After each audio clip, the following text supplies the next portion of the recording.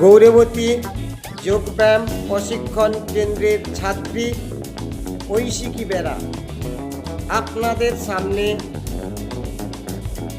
পরিবর্তিত পশ্চিমোত্তানাসন করে দেখাচ্ছে।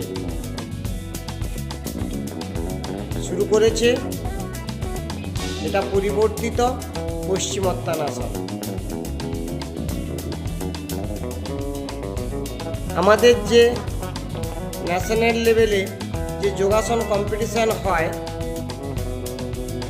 সেখানে এই আসনটি আছে। রিল্যাক্স,